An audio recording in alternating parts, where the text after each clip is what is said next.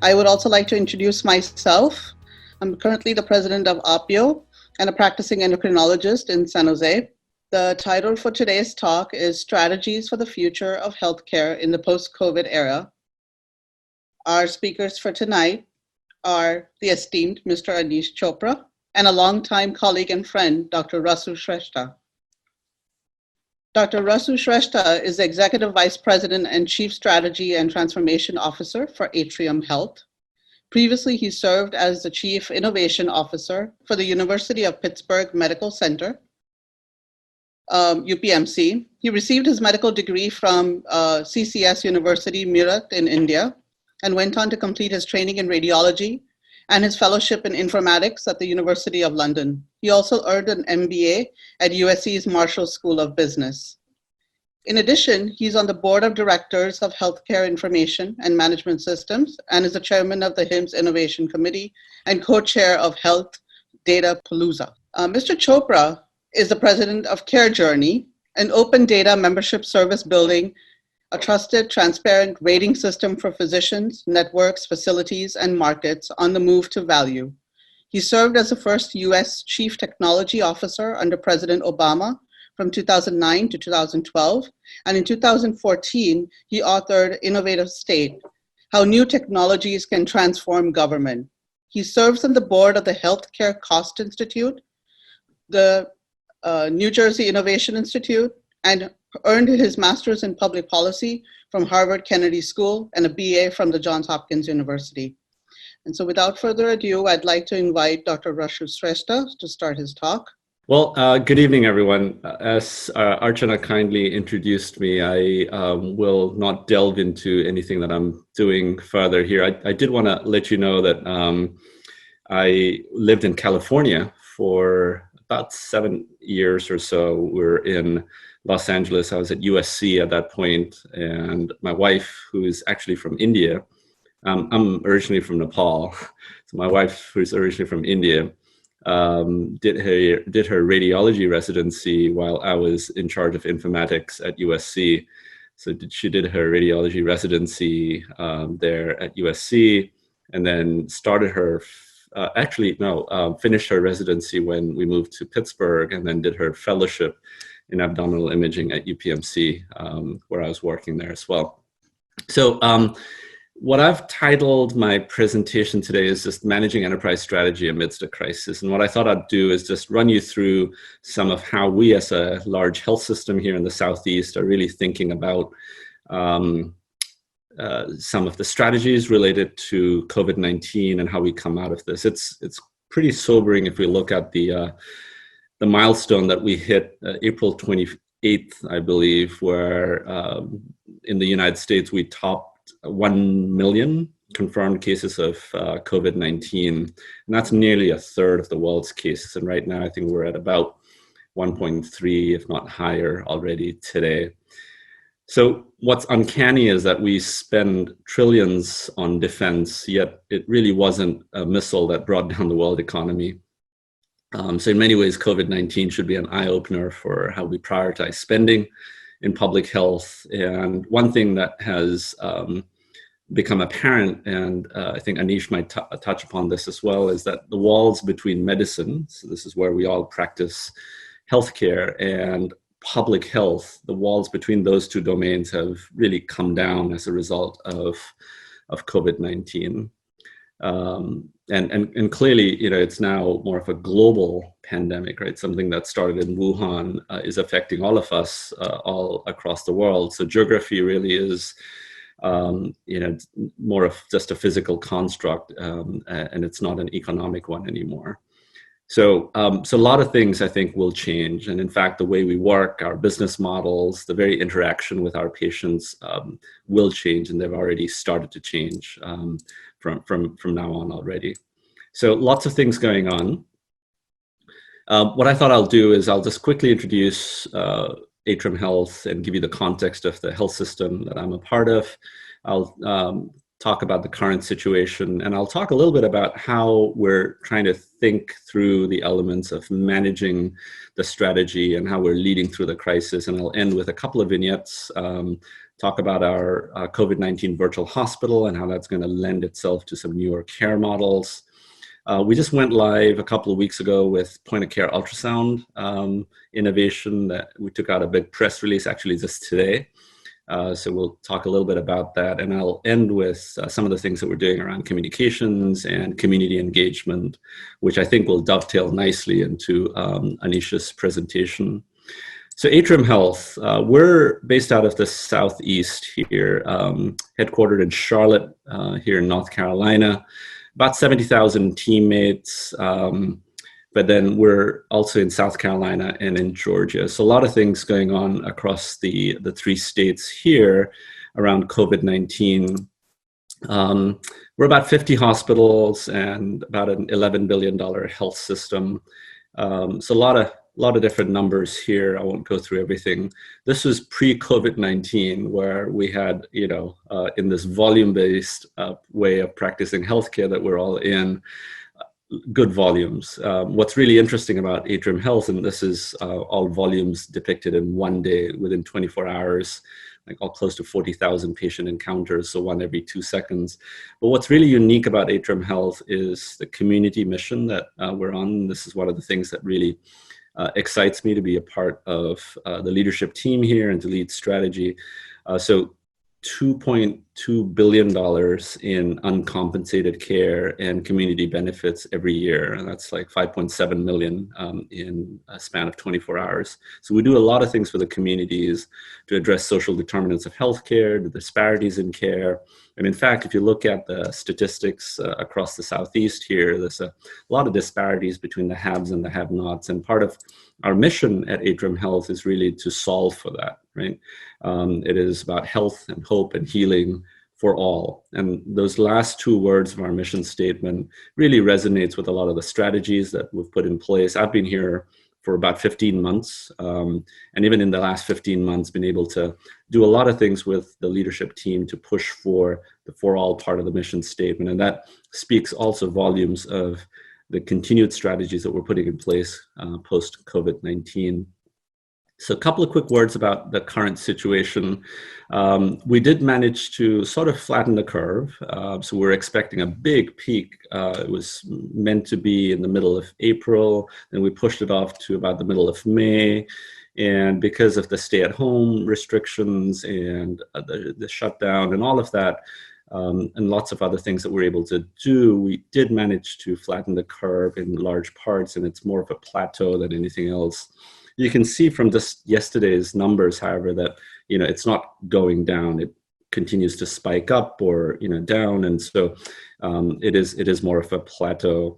And we're seeing that really across the 3 states here. Georgia has been hit especially hard, and the governor did decide to open up the tattoo parlors and the bars and all of the beaches and all of that. So we're expecting the spike to continue to go up in Georgia, and we'll see how things play out here in North Carolina now that the stay-at-home order has actually been lifted in a phase 1 approach as of May 8th.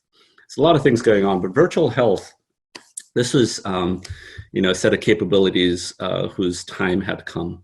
I talk about telemedicine as an overnight success story that was 30 years in the making, because we've been working on it. We've been, pushing forward with telemedicine. I'm a radiologist, so teleradiology, and we've been doing this for decades now.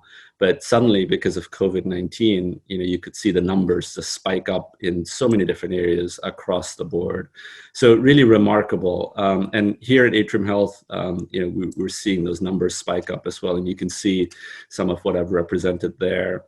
It was interesting. We're, on average in the urgent care virtual video practice, we had 23 on a daily basis in 2019, and we bumped that up to over 400 every day. So that was a 16% bump up. But when you add in all of the service lines, virtual video practices that we stood up, we went from the same day average of 23 visits to now averaging about 1,800 per day, which is a 7,500% increase in the system-wide video visits. And that doesn't include the virtual check-ins and the phone visits, which are even higher, and the e-visits, as well as the e-consults. So really a lot of things happening in terms of just the bump up in virtual health. One of the things that we did early on was we quickly stood up an AI-powered chatbot in our website, in our digital front door, so our apps and all of that.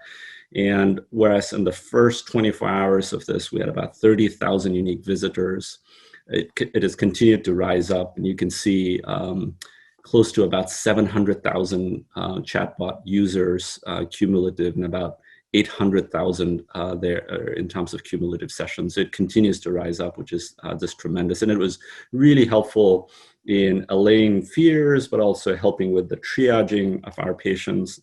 And so capabilities such as these chatbot type solutions will not go away, and they'll continue to stay even moving forward. So how do you lead through a crisis? And when we think about strategy for a system as large as ours, I wanted to share with you some of our leadership fundamentals. And I think, one thing that I subscribe to is the fact that leadership is less about putting certainty out there, because in healthcare in particular, especially at a time like this, you cannot guarantee certainty. So it's less about certainty, but it's more about clarity. And I think clarity really is king. And so these are some of the leadership attributes that we strive for here at Atrium Health, and I think is really important. So humility, empathy, science, agility, resiliency, so really critical. So, we obviously as a healthcare community did everything that we can, and you in California have been really leading the charge in a lot of the different ways to flatten the curve and to stop this sort of the death march that was coming at us from a national perspective. But just from a strategy perspective, so we think about, how do we pivot? How do we think about what's next? I wanted to break it down into 3 specific categories here. There's the financial elements, there's the access elements, and there's the operational elements. And this is essentially how we're thinking through. Financially, we as a health system are like many other provider organizations going through a lot of losses right now, and we're reevaluating a lot of our capitalization ratios and all of that. At Atrium Health, it's about $150 million of losses every month that we're going through this. So that's pretty dramatic given where we were previously. From an access perspective, we talked about virtual, digital health solutions will continue to be prioritized over anything else. One big strategy that we're pushing for here at Atrium Health that I'm working on right now is what we're calling our Connected Care Everywhere strategy. And that's essentially, in a nutshell, trying to put together a number of strategies that say, hey, what does care outside of the bricks and mortar hospitals really look like? And I think that's going to be really important post-COVID-19. And then from an operations perspective, work from home is now a reality, and we've essentially mandated that those of our teammates that can work from home should work from home at least until the end of the summer, and it'll probably continue at least until the end of the year. And perhaps that'll be the new norm, and we might continue to do that well into the next year. And so lots of things from an operational perspective as well. So I won't go into too much of the details. But what I did want to share with you is that I think what we're dealing with right now is really just that first wave. And there's going to be a first wave tail of the post-ICU recovery, a second wave of the impact of resource restrictions on urgent non-COVID conditions, because they didn't just suddenly disappear. So they're going to be coming back, and we're starting to see some of that now that we're starting to reopen some of our facilities and the electives from a selective perspective. And then this third wave of impact of interrupted care of chronic conditions, and perhaps a fourth wave of mental illness and economic injury and burnout that we're going to see the sustained over time. So a lot of things there from a strategy perspective, but the one thing that we did put in place was this framework where we immediately mobilized a war room, and we had a number of different parameters that we set up so that we could be a lot more nimble of an organization. And in many ways, decisions that took years sometimes to make were made within days, and that was really remarkable. So I'll quickly go through some three examples. One is our virtual hospital that we stood up in a very short period of time. And what was really interesting about this was at the peak of our pandemic, we were able to stand this up just within a matter of a day and a half. And that was, I think, quite remarkable. Over 1,500 patients have received care in the virtual hospital since the opening in March 24th.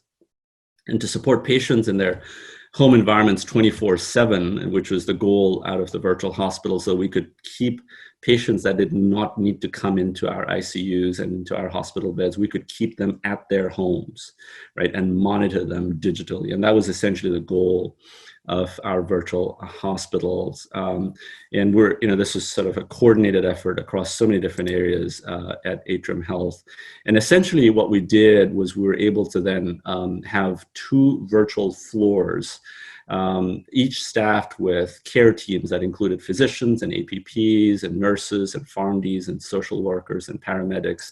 And it was quite remarkable. And here's what we did across the 2 floors was we had the first floor essentially dedicated to patients with limited symptoms, not requiring inpatient care. And then the second floor, you can see my air quotes here, were patients that required inpatient level care, but not necessarily critical enough to be admitted into the ICU, where again, we're monitoring them remotely with their oxygen saturation and blood pressure and temperature and a number of other parameters digitally.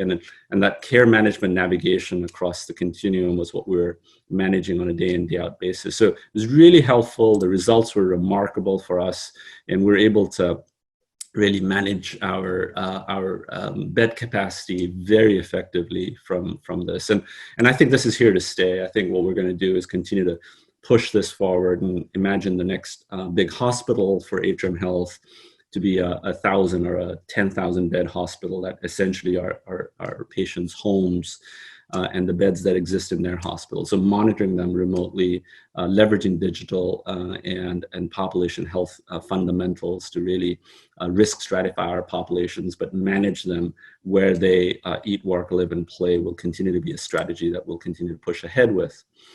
Very quickly, a couple of words on point-of-care ultrasound. So this was really interesting.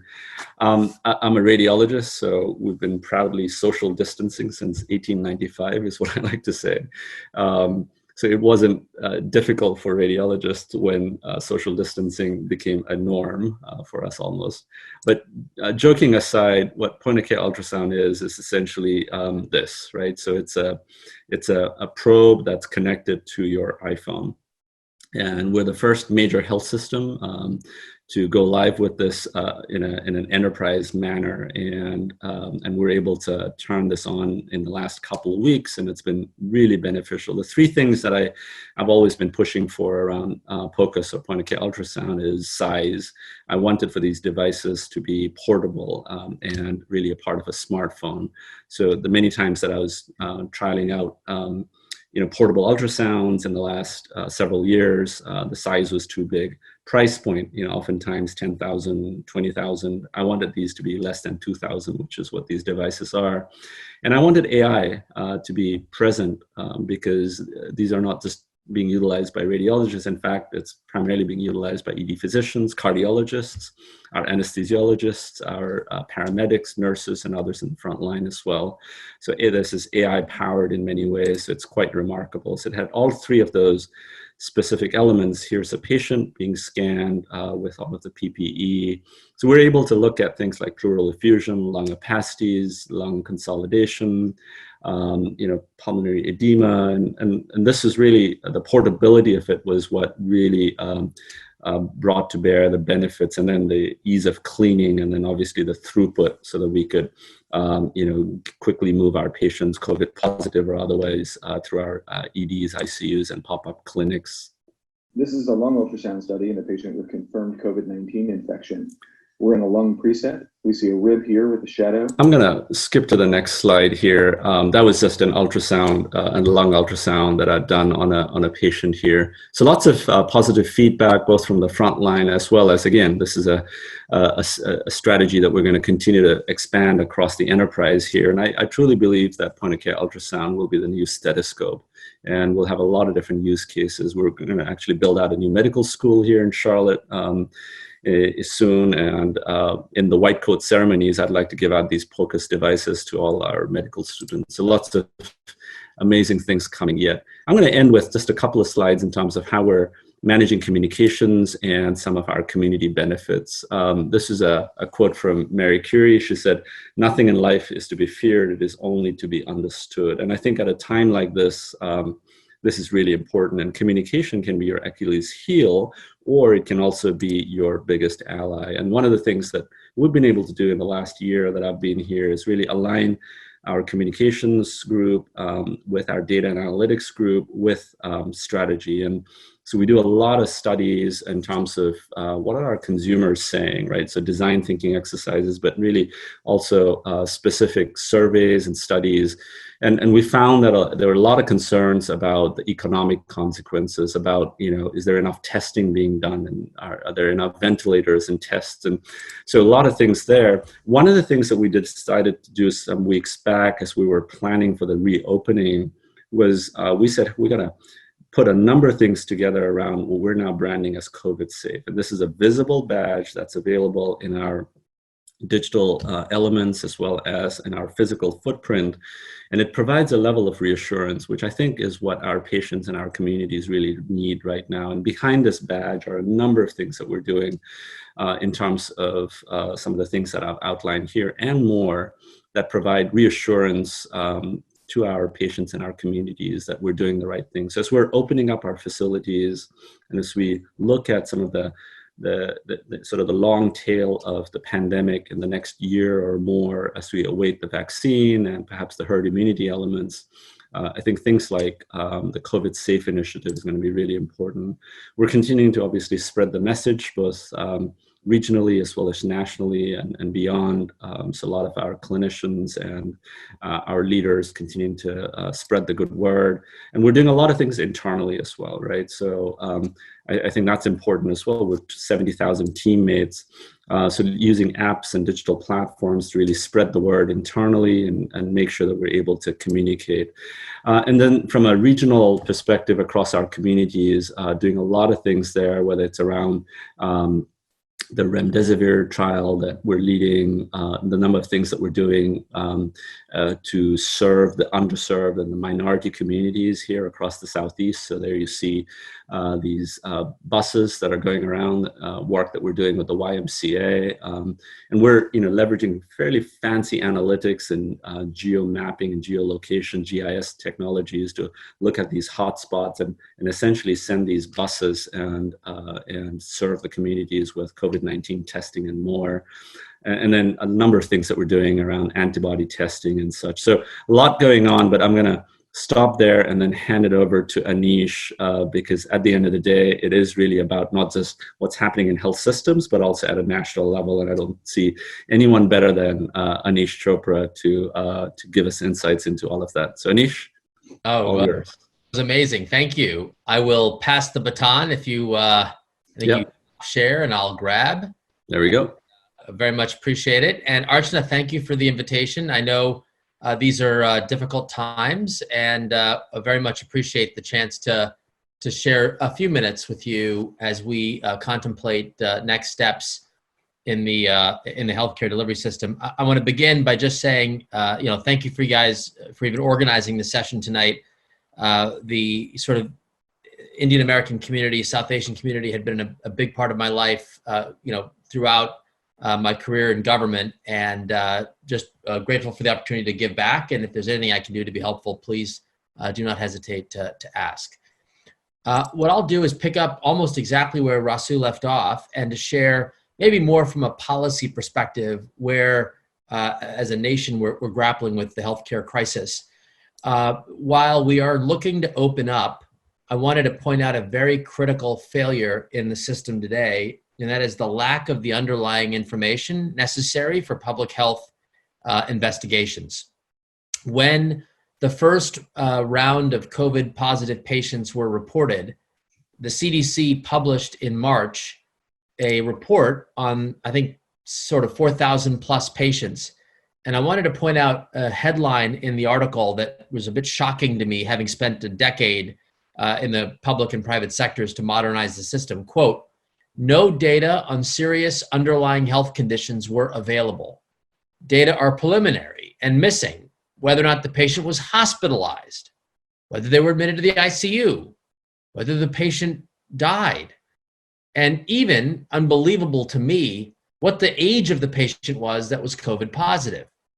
So it is a bit of an abysmal circumstance whereby the healthcare delivery system has invested $35+ billion over the last decade, and yet most reported cases to public health were coming in through phone and fax. We are now entering this next phase where we need access to information in order to make granular decisions about whether we're going to open up elective surgeries or not, we're going to open up the economies or not. And community organizations like COVID Act Now and others are springing up to try to fill in the gaps with as much information as can be made available, both for policymakers and, frankly, the public. I won't spend too much time on COVID because I think Rasu did a nice job describing the provider perspective about the nature of the challenge. I'm going to lift up more broadly about where we were going in to COVID. And that is a crossroads on the healthcare delivery system. As I think many of you know, both political parties want to constrain healthcare inflation to something equivalent to GDP plus zero. That's a bipartisan commitment. And having served as Chief Technology Officer, part of the argument is that we need to reinvest the savings that would come from a slowing growth rate in healthcare into American competitiveness.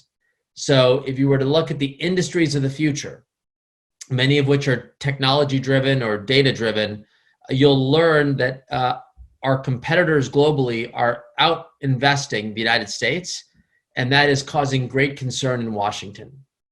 Now, having said that, there is this small coalition of the willing. We'll see how big it is. Maybe some of you on the webinar tonight are in this camp, but the argument is that we need to find a way to open up our, more importantly, find a way to deliver higher value care at lower cost.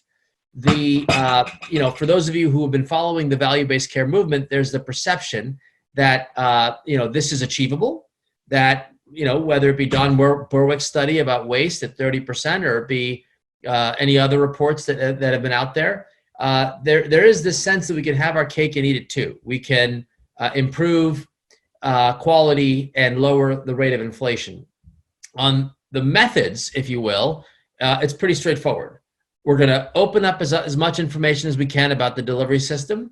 We're going to tweak the financial incentives so we can reward better outcomes. And we're going to empower consumers and the organizations with whom they trust to better navigate the delivery system. And the goal is, if we do this at scale, we're going to have lots of experiments, rapid prototyping, rapid validation, and then hopeful scale of what works. We are aware, I'm in this movement, by the way, so you can imagine I'm a card-carrying member of this, maybe it's a religious faith, I don't know what it is. There is a dose of reality that we have to acknowledge. That is, some of the shining lights examples on how to do this, the Camden Coalition, the MacArthur Genius fellow that was at the heart of the movement, published results late last year, where a proper randomized control trial was run. And unfortunately, despite all the wishful thinking that the models about going after the very sickest of the sick, tackling their social needs and a variety of other factors, the hope that was going to be enough, ultimately we suffered from the traditional economic problem, reversion to the mean. When asked about this, the CEO of Geisinger, Jaewon Ryu, an organization I'm very proud to work with, was asked by the podcast hosts, we've been betting pretty heavily on value-based care. What happens if this move to value doesn't work? What if there's sort of a mass exodus and physicians just say, you know what, I'm done with this? The answer is exactly where, those of us in the movement are at. And that is, I really hope we don't get there. If we don't, the alternative is draconian land, as Dr. Rue said. And draconian land basically means healthcare on a budget. We're going to capitate. That could mean Medicare for all on the left, and it could mean Medicaid block grants on the right. And it'll be more about cutting the rates without any real underlying change to the delivery model. So we've got to avoid this. So what I'd like to do is spend the next, maybe 5-10 minutes walking through the argument about how we're going to get there if you wish to be a part of this movement. Number one, open data must be enabling infrastructure. Now, I don't know how many of you liked this, but back in the Obama administration, we changed a policy which meant that any person in the country can look up any of you and to find out exactly how much money Medicare paid you. So this is the Wall Street Journal's website. I searched the highest paid doctor, and that was, I blanked the name, but it's actually it's an Arizona-based doctor. And what we, the nature of the opportunity is we could sort of see the reality. This doctor was paid $11.1 million from Medicare. It wasn't in the traditional visits. It was about $8.8 million because this particular doctor injects essentially Eylea or Lucentis at about $2,500 an injection, when the $50 compounded version of Avastin was deemed by the National Institutes of Health as clinically equivalent. So shining light on performance will start to help people. Imagine you're a senior, you don't have a Medicare supplemental plan, you have to pay 20% of the coinsurance, your doctor tells you that you're going to lose your eyesight, and that there is a way to solve this. We'll inject your eye, and God bless America, that's really, really important, but may not explain all the options, and that you could have had a 20% copay on a $50 injection versus what is today a multi-billion-dollar market. In fact, I wrote a white paper for any primary care doctors on the Zoom tonight. 25% of Medicare ACOs that failed to earn a shared savings check but made Medicare some money would have gotten a check if only 15% of the patients that needed the injections got Avastin instead of Eylea or Lucentis. Imagine the millions of dollars of bonuses that would have gone to primary care doctors if only a fraction of the patients under their responsibility were navigated to a lower cost option. Similarly, Medicare is opening up data. There's a 4-to-1 return on investment if you take a pre-diabetic patient and you enroll them in the YMCA Diabetes Prevention Program. Rasu mentioned his work with the YMCA. The results were so overwhelming. I put out this $1 billion innovation challenge before I left the White House, and this was one of the winners of that grant project. The results were so incredible. In 2018, every doctor in America could prescribe a free voucher to get the YMCA's diabetes prevention program. Hundreds of thousands of patients would be eligible, 4-to-1 return on investment, an absolute no-brainer. And guess what? Despite the results, instead of hundreds of thousands of patients getting the benefits, only 200 plus patients nationwide were enrolled in the program by the end of 2018. That number's gone up. We're now probably closer to like 800, but not 800,000, 800. Lastly, shining light on the system is helping us understand some of the bizarre documentation and billing gaps. When you switch from Medicare fee-for-service to Medicare Advantage, the financial incentives change a little bit in that there's more value in accurately recording the severity of illness on the patient who's now moving into a Medicare Advantage program from fee-for-service. That arbitrage has been a huge source of debate. That is to say, the patients just as sick as they were last year as they are now But because we never documented it in the traditional fee-for-service setting, no incentive to document it, we created a financial windfall for the Medicare Advantage plans who simply had the benefit of rewarding accurate documentation. Last year, Medicare Advantage data was publicly available for the first time. And CareJourney, the company I run, we have a license to all of this underlying data. So we asked the question, who were the patients that flipped from fee-for-service to Medicare Advantage? And just what did we learn? We found a cohort of 600,000 people who flipped, and the prevalence rate of those who flipped, the rate of morbid obesity in that population doubled in 1 year. Now, I don't believe they were, going to In-N-Out burgers or whatever you all eat out on the West Coast, but clearly the documentation gap, that translates into thousands of dollars of revenue to the Medicare Advantage plan per patient that gets this sort of upgraded diagnosis. So this is where we are on the open data movement. And if you could throw tomatoes at me through the video, I'm sure many of you might.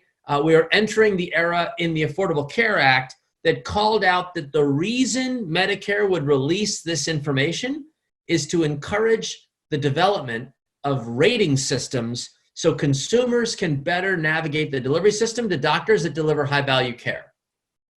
We are very early in the ability to use this data in this way, but we, CareJourney, are committed to doing so in as open and transparent a method as possible. I blanked the name of this orthopedic surgeon, put my name in there. This is an actual physician. This represents how well that physician performs on certain cost and quality measures as benchmarked against their peers in the geographic region in which they practice. This particular physician is reasonably effective when it comes to joint hip and knee replacement surgeries.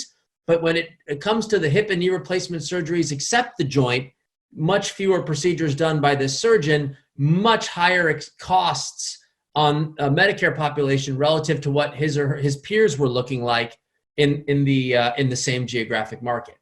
Now, all the research questions that are out there, what is the appropriate risk adjustment and how do you, factor in social demographic factors? All of those questions are appropriate, and we're entering the era where that debate will happen. The public will have access to this information somehow or another, which leads me to the main event.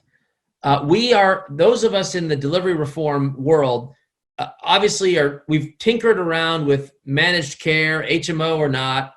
We've tinkered around with ACO models and incentivizing physicians. There's really, a few options on the menu left that we haven't fully explored as a country. And one of them is to equip consumers using the smartphones that they now have in their pockets with the kind of supercomputing navigation decision support so that they can make smarter decisions along the way. If my family members qualified for the YMCA diabetes program, I would like for them to ask for the voucher and get the service and hopefully stay healthier without having to go full bore diabetes and need all the intervention. That's why the government, ONC and CMS, have regulated that all of these systems have to be made open to the individual patients. So you could see the rise of Apple Health, the requirement that all health plans, government-sponsored, and all doctors and hospitals have to connect if a consumer wants it. And you can ask the question, is this going to cost me an arm and a leg? This has got to be really difficult. Apple keeps a list of every doctor who's live on their system. And the very first doctor listed is Richard M. Adams of Family Foot Care of Texas. Now, Rasu, he's not $1 billion health system like Atrium, and yet he found a way to make it happen. I don't believe this is going to be very expensive. The headline here is that over the next 12 to 24 months, these new rules that the government has imposed will mean health plans have to push out information to consumer apps. Physicians are going to have to make available the information to consumer apps. And the infrastructure that would facilitate the consumer data sharing can be and will be repurposed to strengthen the payer-provider data sharing, which has been such a hassle so far. Now, in California, every primary care doctor today can apply to go basically full bore capitation for Medicare fee-for-service. It's a program called Primary Care First. It goes live next year. Applications were due. I think they're coming up now. And you can see that CMS is going to move away from the traditional fee-for-service medicine and really create more of a budget and a per kind of a monthly fee, a stipend, and to help get organizations driving. This program invites private health plans to join Medicare. And I don't know if any of you have applied for this service, but I'm excited to see what you may do. From my vantage point, it's about hug a doctor that's taken on capitated risk. In California, that's been long-standing truth. We've got to understand what it is that we can do to practice medicine in this new way and scale it as rapidly as possible across the country.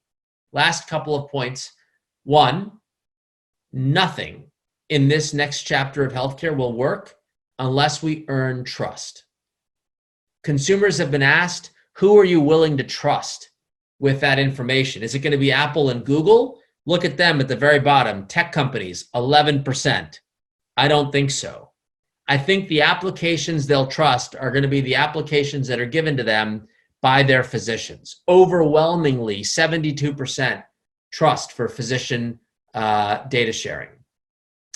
In my view, this new era of consumer-centered delivery will be anchored by a trusted application that operates sort of like a health information fiduciary, an organization that is critical to assembling all your medical records, working with your physicians, and providing for you the kind of decision support that's needed to make a difference. I'll end with this. You may hate your EHRs, and I'm guessing for many of you, that is like a 4-letter word. We are entering an era beyond the EHR. We are going to now see the development of apps, just like we can download apps on our phones to delight our family members for photos and videos and movies. We too will see an era where doctors can download apps that help them solve their immediate needs, and they don't have to make a gajillion-dollar investment in this crappy EHR system that's been regulated for the last decade. This is an area where you'll see a great deal of innovation. The American College of Cardiology has open sourced the Million Hearts calculator. I worked with a team at MedStar to build a free calculator that doctors can use. Over 1,000 physicians in Maryland are now automatically computing the 10-year risk of a heart attack and enrolling patients in delivery models as a result. CMS has allowed every doctor to download all of their claims history for every Medicare fee-for-service patient they treat. And in Rasu's backyard in North Carolina, the governor has put in a new Medicaid program anchored around improving social determinants of health. And we've open sourced an app that would allow for physicians to screen patients and to make that screening information interoperable.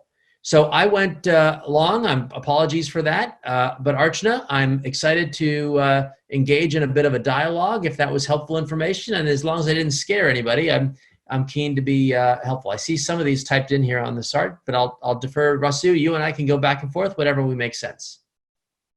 Let me see. There are a few questions here, and I'll read them out, and you guys can decide who wants to take it. One of them is, are physicians being trained on the point of care ultrasound? Russell? Yep. So I can take that on. So the answer is yes. What's really interesting about training as it relates to point of care ultrasound is that it's really simple. So it's not years worth of radiology training and fellowships and all of that we need to go through. It's actually pretty simple. So we're working with the company. The company's name is Butterfly, and lots of online modules that are available, but also on-site training that we've made available, and pretty short courses at that. So depending on the proficiency level, we tailor them with these specific courses. So physicians are loving it with very little training. If at that, they're able to go in and start utilizing the devices. What's also interesting is that I mentioned AI.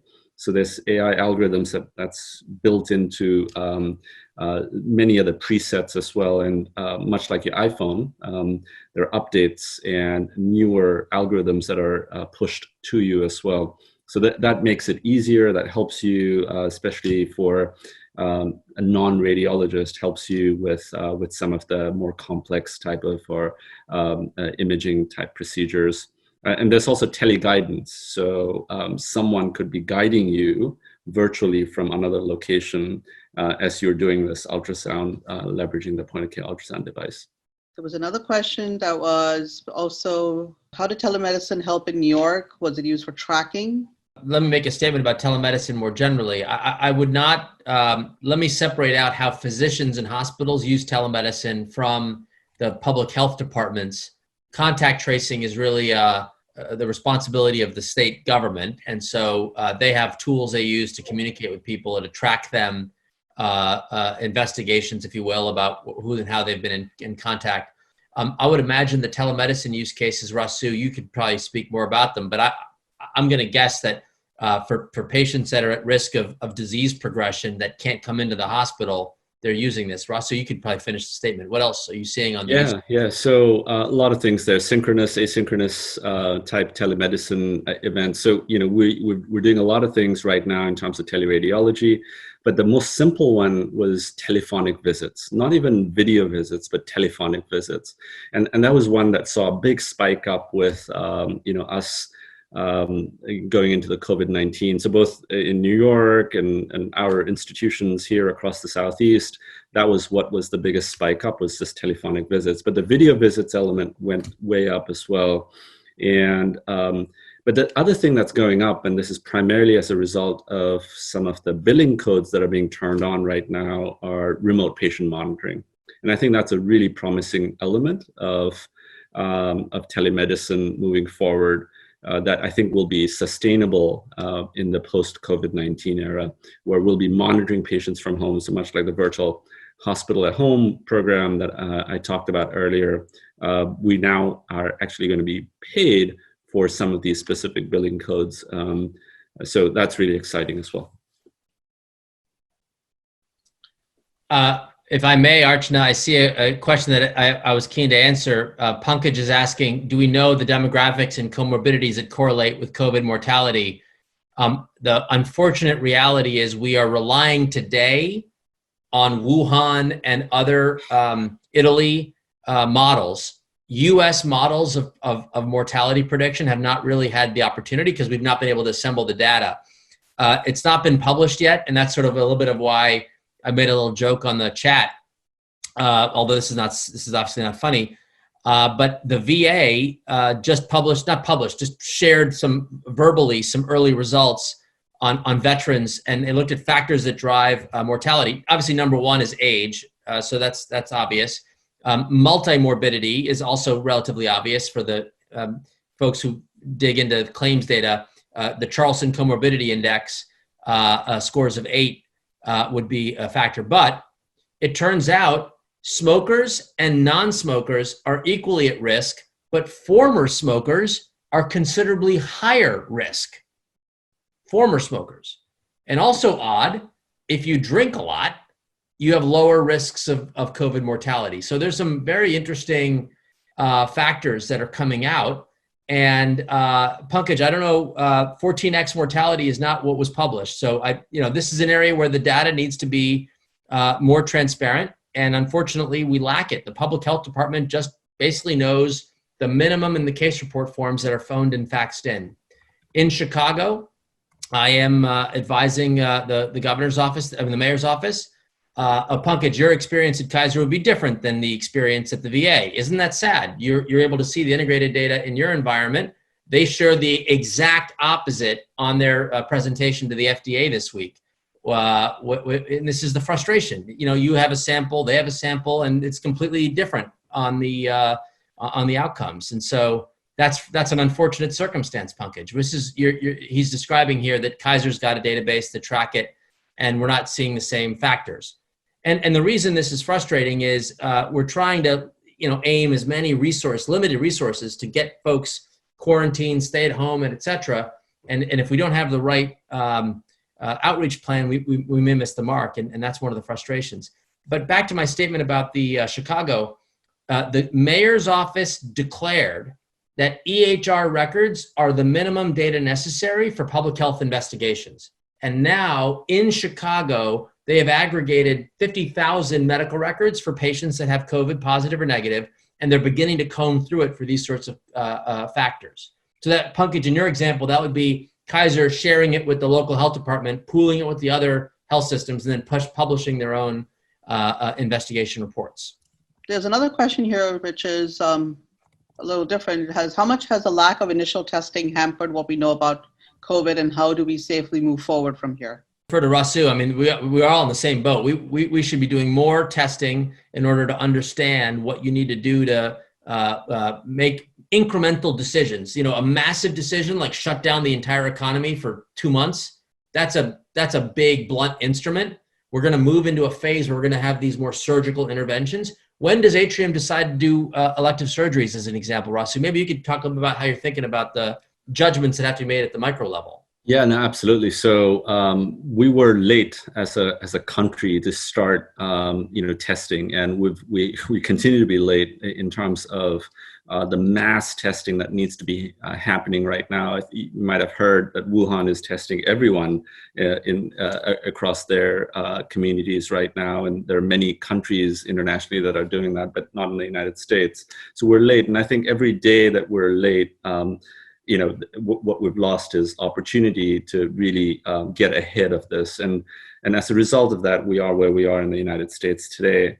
One of the things that we've done at Atrium Health is to try to, work against the tide and to do as best as we can to manage the testing elements of this because we have our own lab. So we've got a fully functional lab internally. We were a little strapped initially because of the reagents that were lacking, and we had to depend on supply chain efficiencies to get that in place. But that's my reaction in dismay to sort of the state of where we are in the United States as a result of our lapse in really jumping to the opportunity to test. Anish, just on the electives, we've actually started to turn back our electives in a very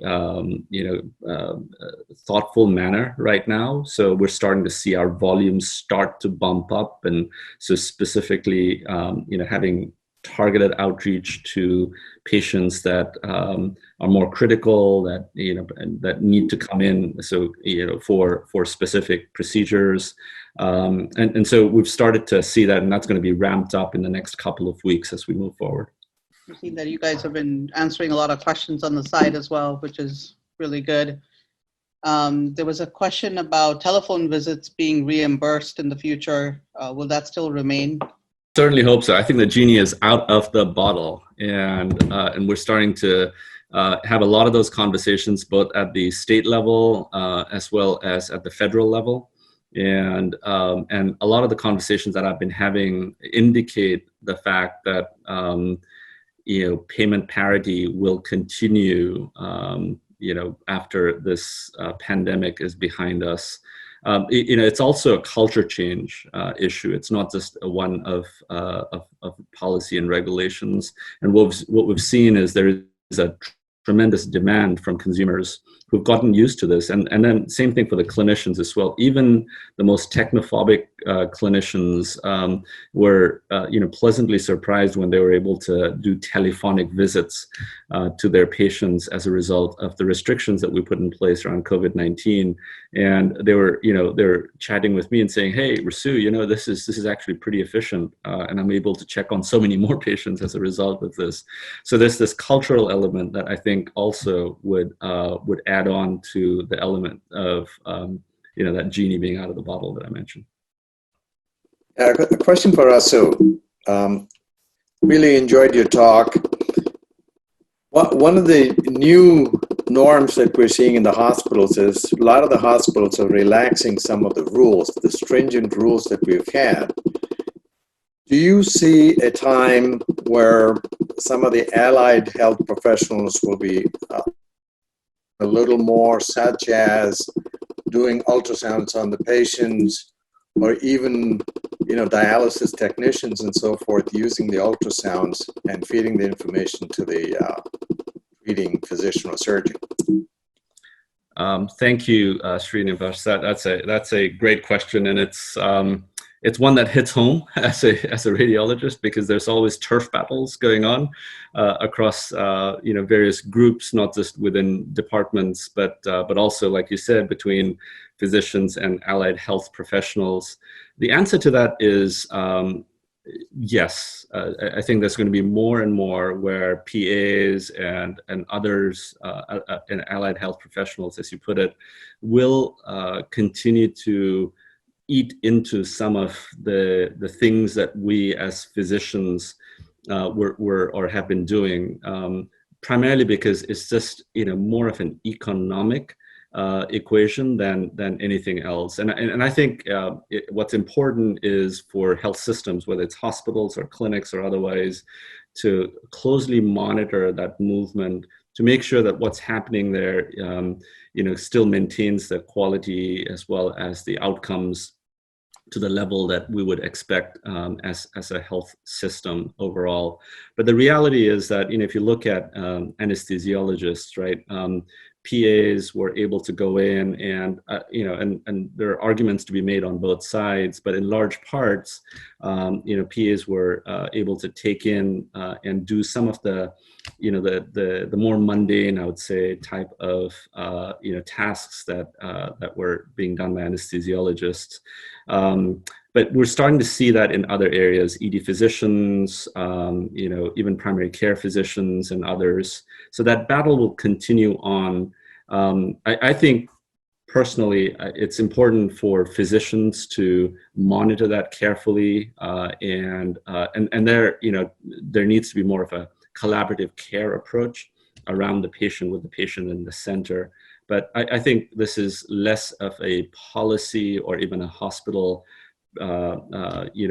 decision in terms of how we do things, but it's more of an economic decision. Thank you.